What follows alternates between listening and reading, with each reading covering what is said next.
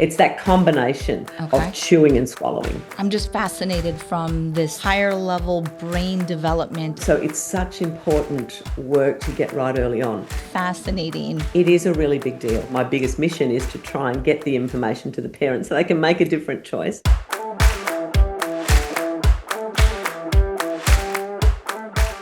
Hello and welcome to Root to Rise. My name is Dr. Emily Splickle, and I have an incredible episode for you today. We are going to be talking about a subject that you might be a little bit surprised about at first, but it is going to be eye-opening, fascinating, and we are talking about chewing. Yes, chewing, and how we understand how important this is for optimizing brain function and actually unlocking longevity. So my guest today is Dr. Mary Bourke. She is a chiropractor and a clinical advisor for Myo Munchee. She is a practicing physician, and she has a passion for the lifelong benefits of chewing. Welcome, Mary, and thank you so much for being part of the Root to Rise podcast. Such a pleasure to be here with you, Emily. So thank you very much for inviting me to join you. Absolutely. So I want to kick it off by just right away asking, why chewing? What is so powerful about chewing, and why are you so focused on this in your career? Well, it's been a really interesting thing to discover. It's been actually a fantastic journey of discovery over the last 10 years, really, because my father invented this device, which was a chewing device. And so I grew up with this thing called the Myo Munchee. And so we all just kind of took it for granted. But then in my chiropractic professional career, I've been really interested in early developmental milestone movements and the way they impact brain growth, development, function, how we are as humans functioning in the world. And I started to realize that chewing was one of those movements we have to do. As humans, we have to chew. And for children, they have to chew to get the optimal function and development for facial growth, but as well as all this amazing, profound brain benefit. And then through the lifespan. So it's more and more that I go along and I'm like, oh, wow, there's more benefits, more benefits. It is just the most mind-blowingly simple activity to do, but has so many benefits. So what do you think is changing in modern society, even lifestyle, processed food? What is changing in chewing behaviors from children to old in which people would actually benefit from the Myo Munchee? Well, it's changed across all groups, but if we think about the biggest impact is with the children, because it's a necessary movement for the development of the faculty. So chewing is how we grow that strength and stability into the jaws, so then we can feed for feeding and for speech. So they're really, really, they're such profoundly important parts of our human life, how we are able to chew, swallow, breathe. Who knew that that was actually an amazing skill you need in life? So chew, swallow, breathe is something that enables us to function really well through our lifespan. But for children, it's those same muscle groups that they're using for that functional synchrony of chew, swallow, breathe that are the same muscles that keep your airway open at night. And that's something we're really seeing with children. Well, we're seeing it across the lifespan, sleep apnea, issues around sleep disturbance. And we're seeing that with children, but it's that functional movement. And so what's happened quite quickly in our human evolution is we've stopped chewing much of our food. Most of our food is pre-digested for us. So all our flours are ground down, and our most of things we're eating, even if they're nutritionally really well balanced and great, they still are missing that opportunity to really activate fully that chewing potential. And so that's what's, I think, changed so suddenly, really over the last 20 to 30 years, and more even in the last 5 years to 10 years. We're seeing less and less and less opportunity for these incidental movements for chewing just naturally, as we should have been for the meals. That's how we should be exercising our lips and face and jaws. Every time we eat, we should be activating and doing all of that. But because we're not getting that opportunity, similar to movement in general, as you'd be well aware, we have to now go and do exercise and go to the gym and do these things to try and get the body and the posture functioning. So what really is the correlation between chewing, the act of chewing for a child, or even an adult, and the airway? So what's that bridge? I understand that you have your chewing muscles like the masseter and things like that, but just a little bit deeper, does it have to do with the tongue? Yeah, yeah, absolutely.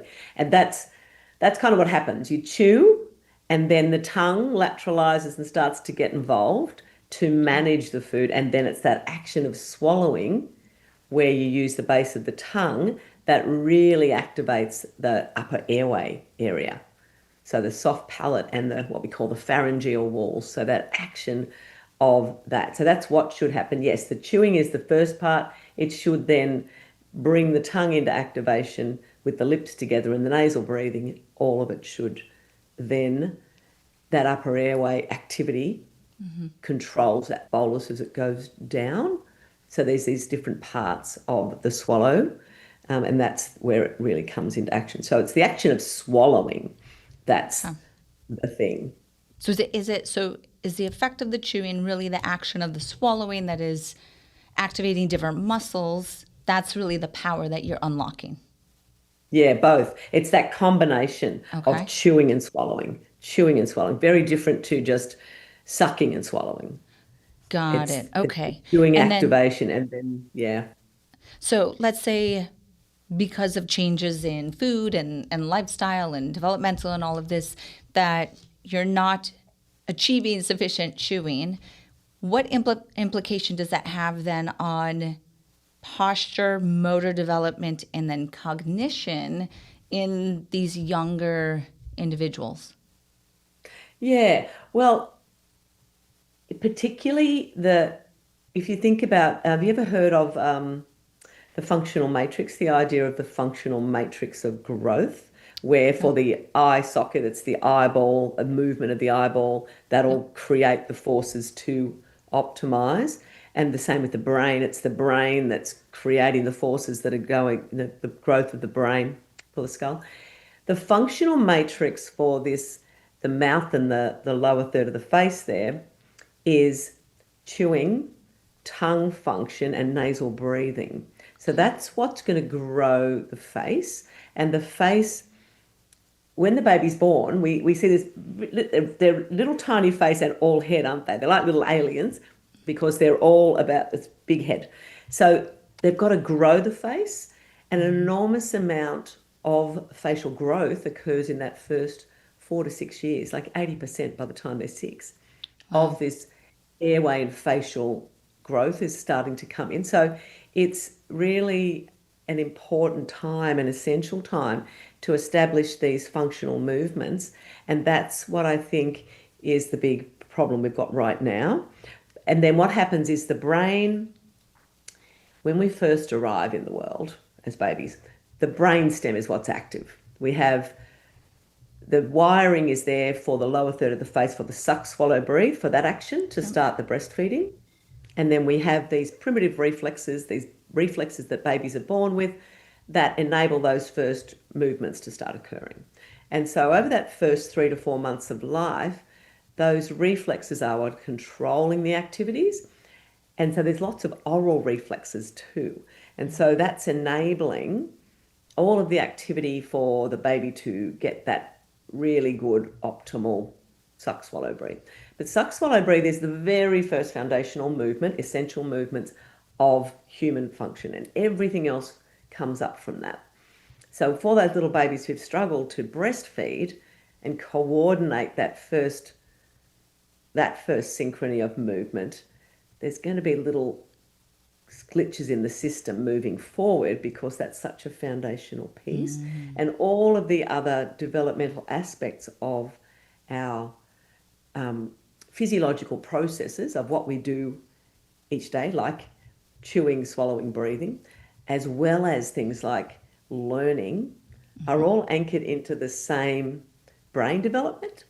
So you'll often find that there's the children with the low tone or the issues around some of this early development, some motor milestones that were missed, and then it starts to correlate with some of the learning and behavioural issues.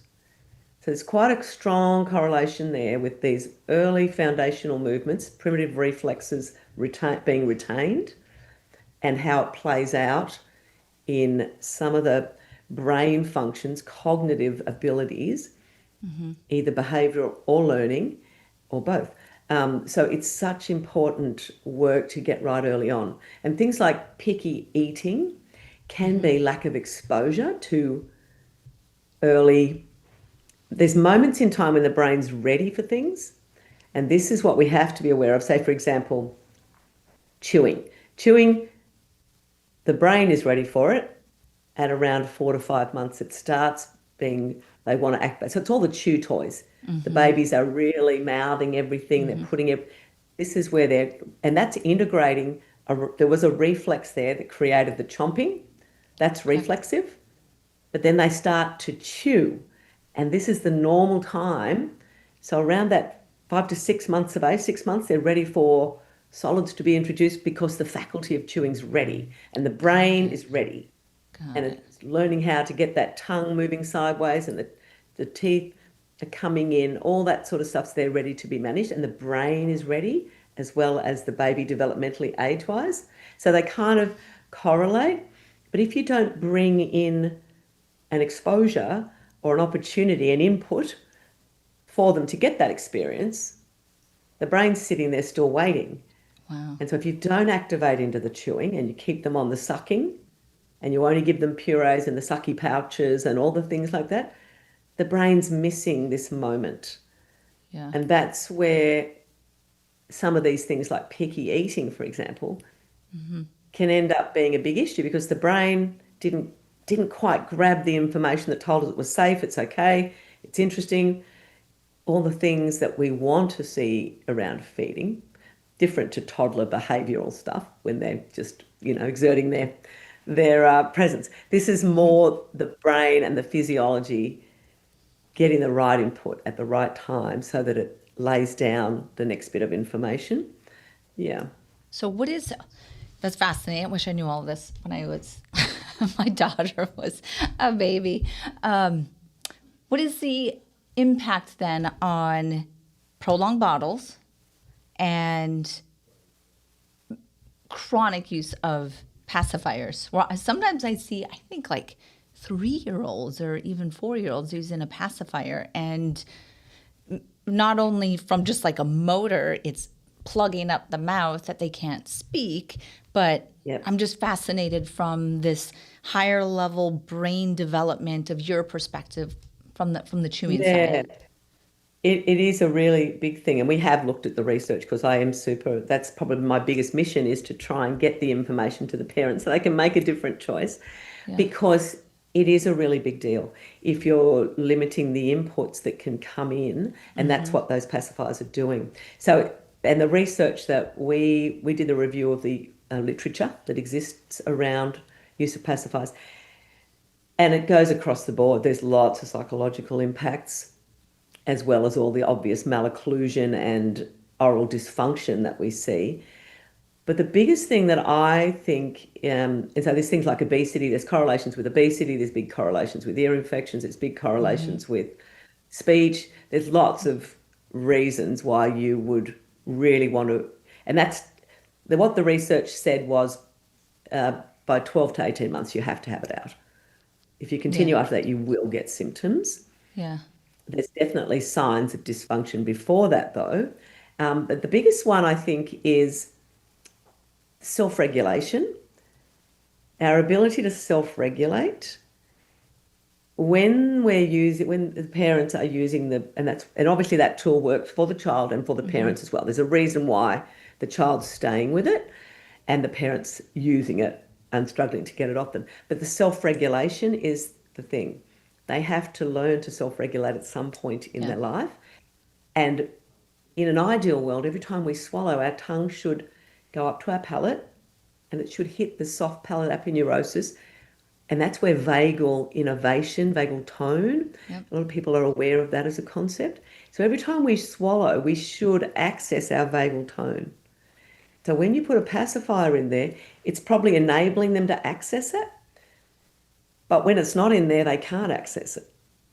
And so they're not learning how to get that ideal function.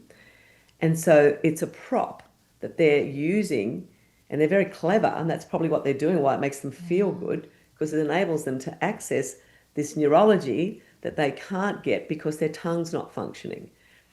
But they're not going to get better tongue function because the pacifier pushes the tongue down, trains it to sit low. And so Yep. the tongue sits low, and the mouth breathing pattern then is the common thing. So nasal breathing and correct swallow pattern gives your neurology really good input. And that's what we're dealing with a lot of the time with the kids is mouth breathing patterns, poor swallow, as well as some low tone and different things there that are making it complex. But that for me is probably the biggest thing that I think we don't realize is the impact that it's having on the child's ability to access their own, which they've got to learn at some point. Right. They have to. And we're just putting off the inevitable. And we need to understand how much we've got to support them to do it.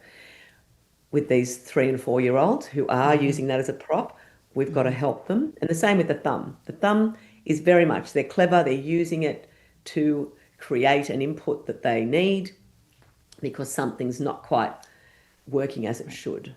Right. Yeah. So can you kind of on that same topic with the vagus nerve, because I think that this is really fascinating, and I know that it's something that I speak about a lot in my work, is the role of the vagus nerve, but from your perspective, because the vagus nerve is so highly concentrated around the jaw and facial expressions and the ear and muscle tone around the ear.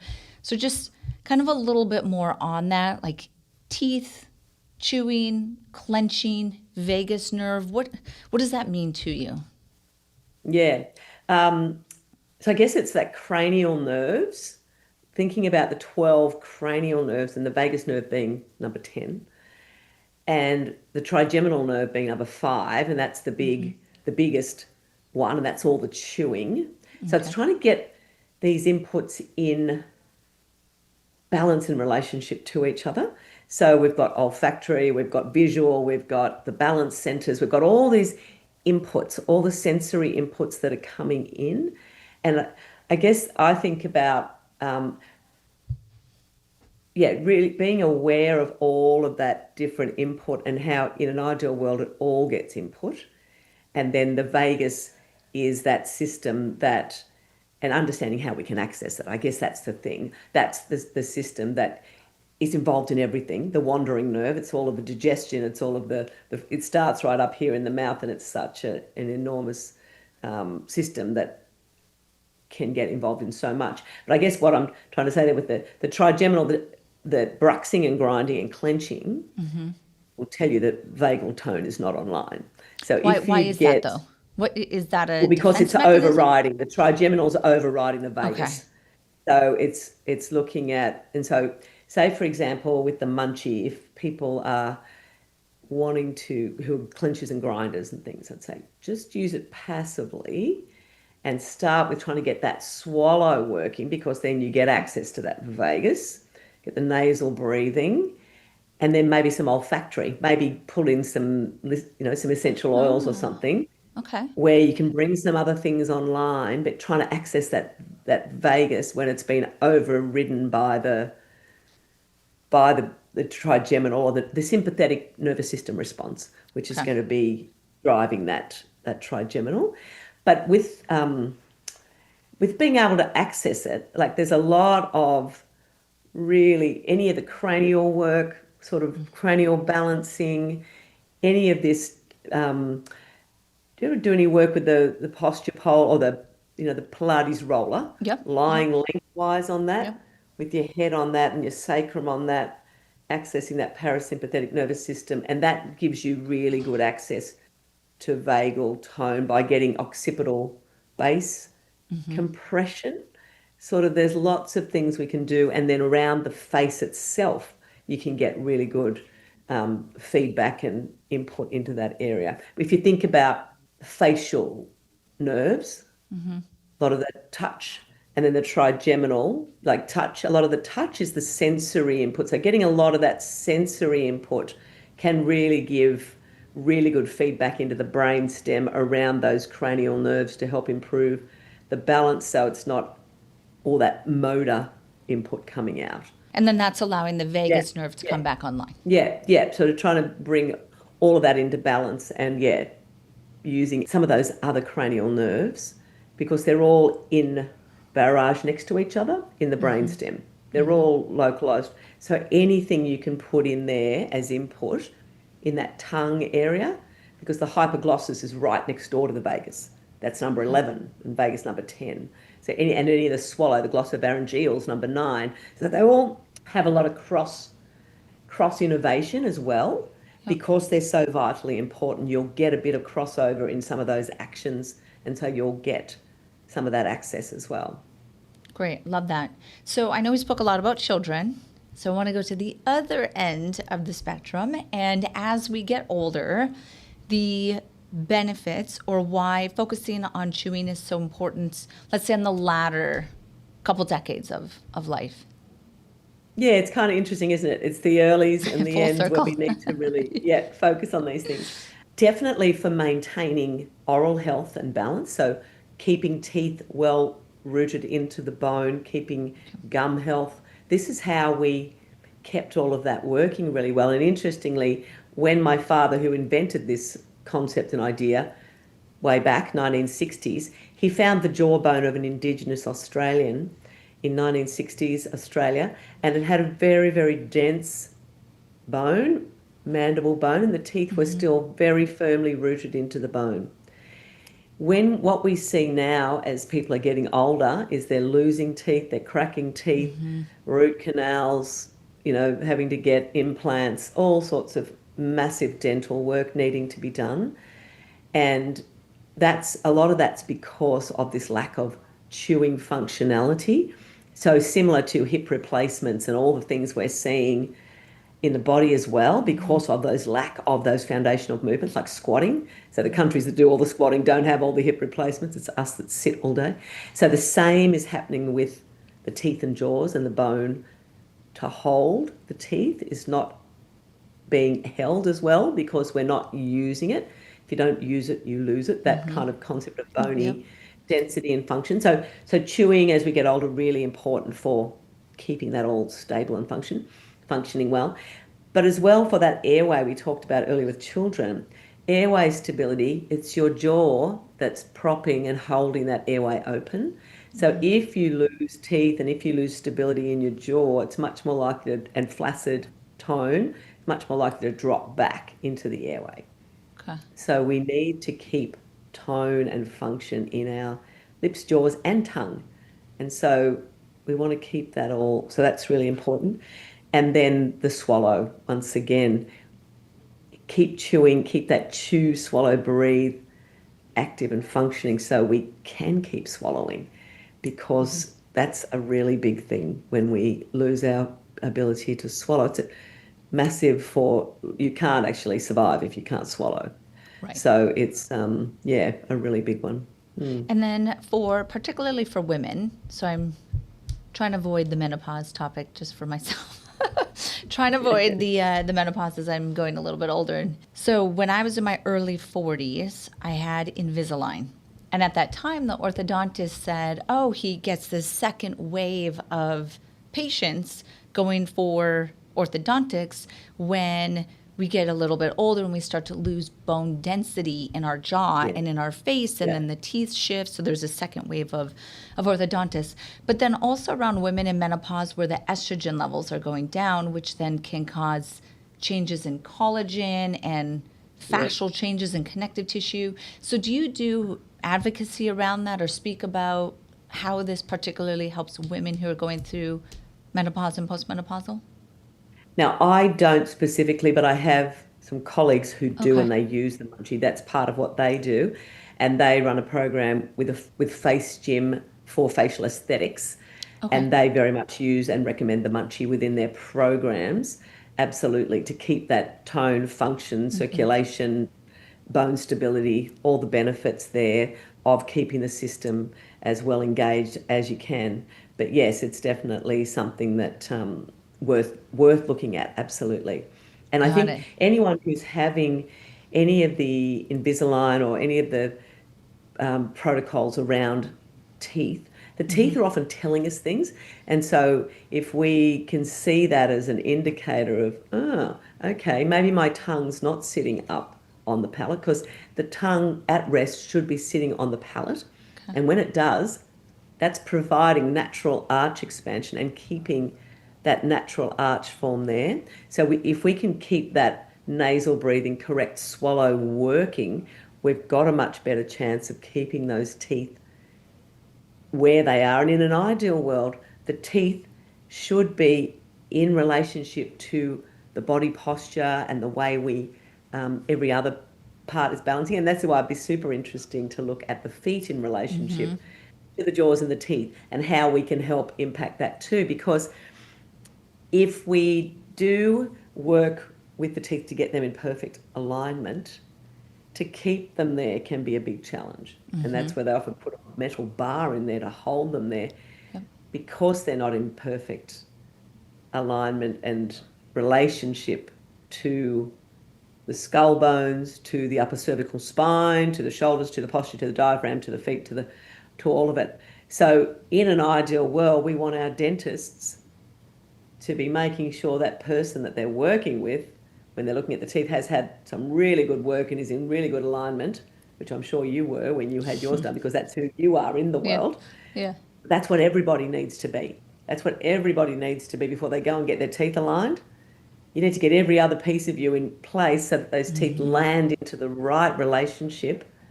Otherwise, you're pushing against it, because definitely what I have seen in practice is, like you say, the 40s, the people who go in and get Invisalign, without really good work done around it, you then get a perfect smile, but you will often end up with people with upper cervical discomfort, other issues that start to show up, where you go, and you A take little their bit of history and a little bit and you transfer go, stress, right? It has to go somewhere. What was fascinating with yes, women that's right. and the postmenopausal women is there's a condition called an adult acquired flat foot, more prevalent in women who are postmenopausal, and they will, because of estrogen changes, have this unilateral dropping of the arch to a dramatic overpronation, because one of the tendons called the posterior tibialis starts to lengthen and then eventually tears in these women, which is more prevalent. So that would be a fascinating study to see what is the effect all the way up into the jaw and the teeth alignment. Because there's all these amazing relationships through the body, and that's a fantastic, and that's what we need to see, is the observations and the clinical patterns we start to see, which then tell us, that's interesting. And certainly with the Munchee, there's dentists who are really big picture thinking, and they know that if they put a little bit of silicone, like in one of them, he goes, I'm not interested in teeth anymore. I'm only interested in, someone with a hip pain or a problem. Where in your body you're feeling pain? And then he'll just do something really simple with their occlusion, like just put a folded up business card. Yeah. And then he'll go, now walk. And they go, oh, my hip doesn't hurt anymore. And he goes, see? So it is so interesting, these relationships and not that that's necessarily a long-term solution, but it tells you that there's a circuit there that's not linked up, that's got some aberrant information coming in that's creating a problem. And But just a validity. Stabilizing. Exactly, a validity of the integrated nature of the human body, that everything is connected and we really need to be working multi-specialty, not in silos, that the more that we work together. Silos, that's right. Yeah, definitely. And just getting so much more curious about, why is that happening?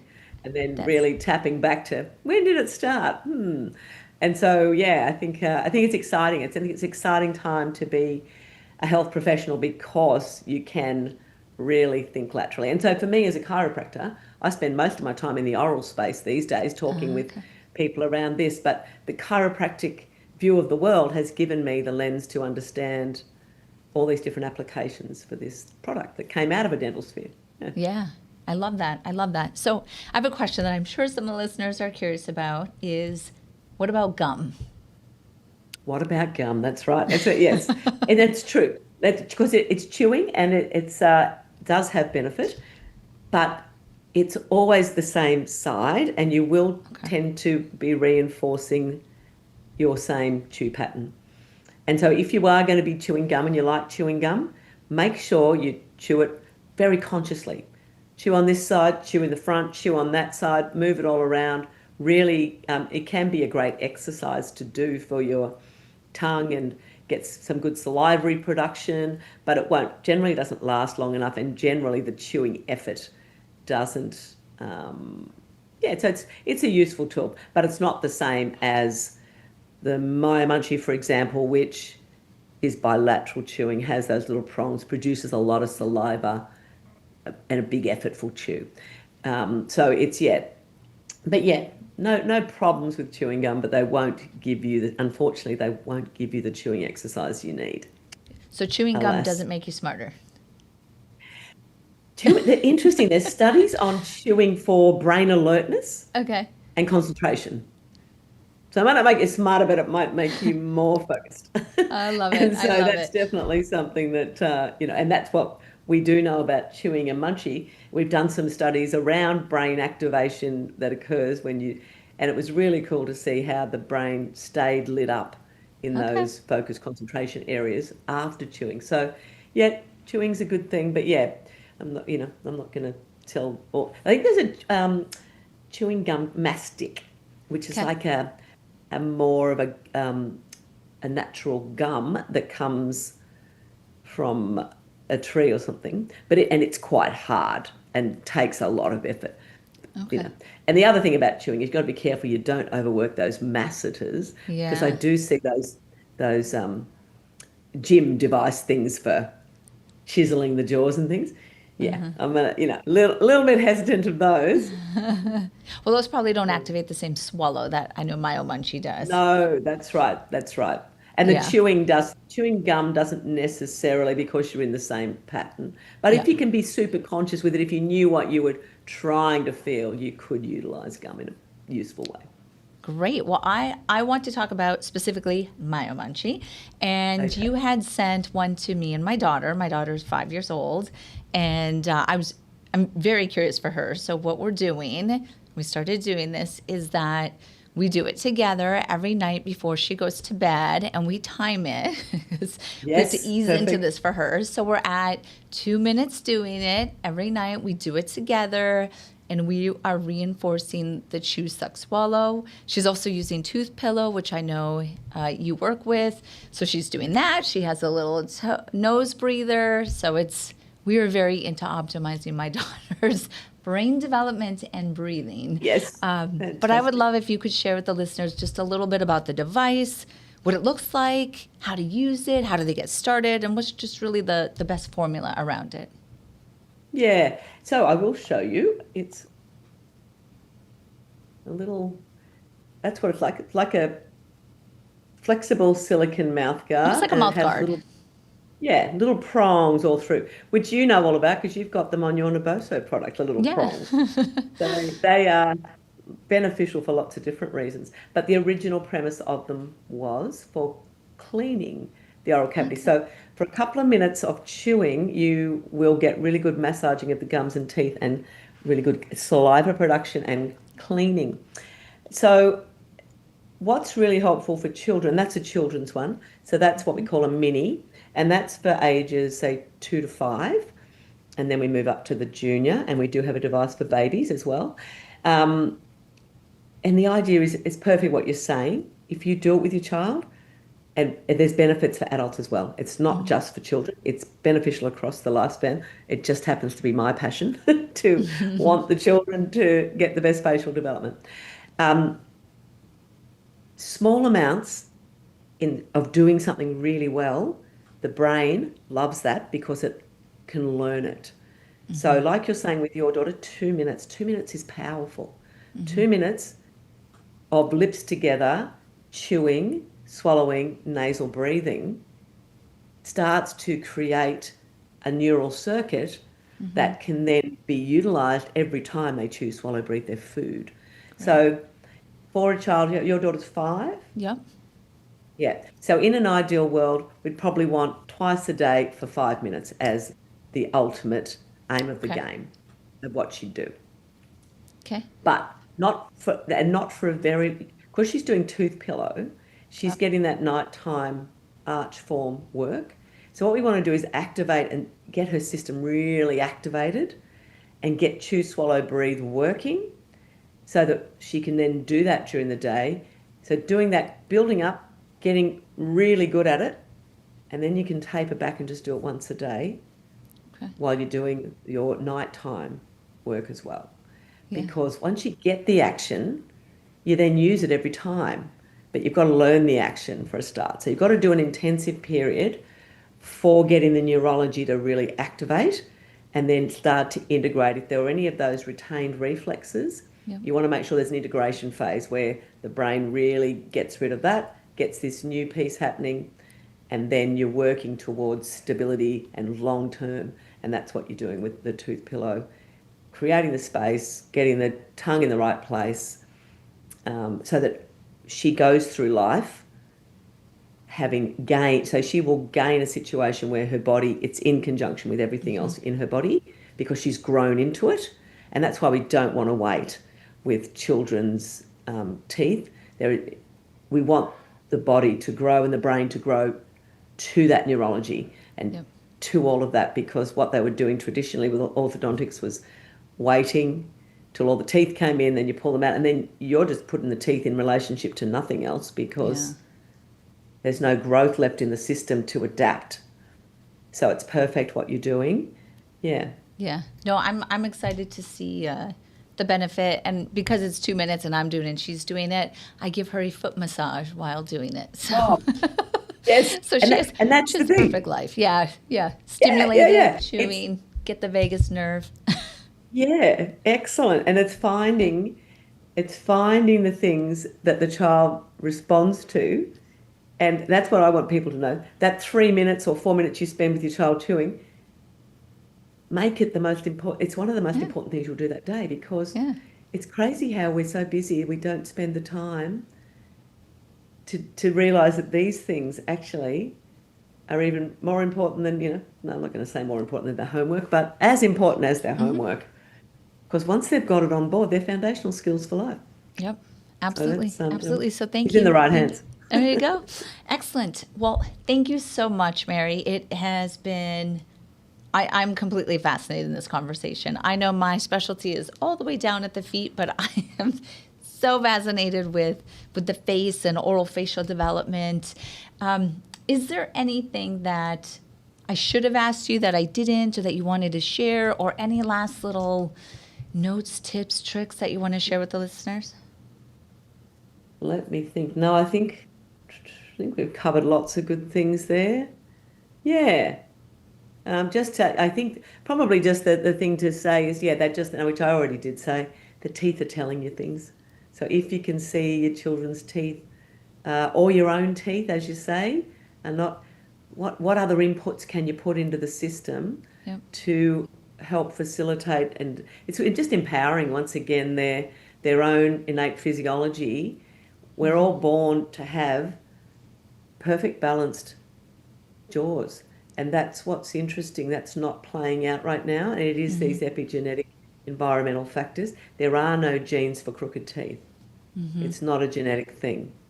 We're a few generations down now in the compromise, so it may well look like, oh, my dad had teeth like that, so I've got teeth like that.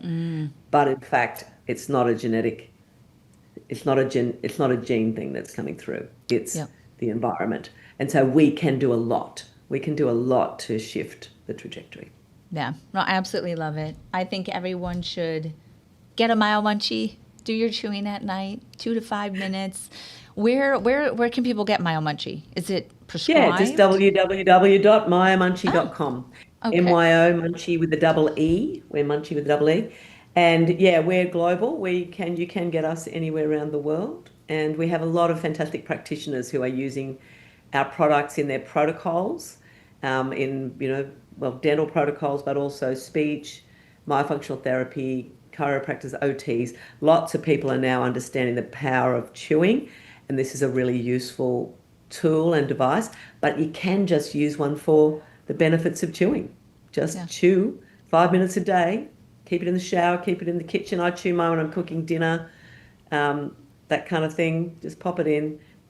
Yeah, we go through phases, Yeah, well, of lots of I'm use, inspired. then we drop off, and then we pick it back up again. Yeah. I'm inspired. I hope that the listeners are inspired. And I found a quote to wrap this all up. So, chewing is more than eating. It is training for the brain. Every bite is an investment in longevity. Thank you all so much. I hope you enjoyed the episode, and definitely head to myomunchee.com to get your Myo Munchee. Start chewing. Thank you.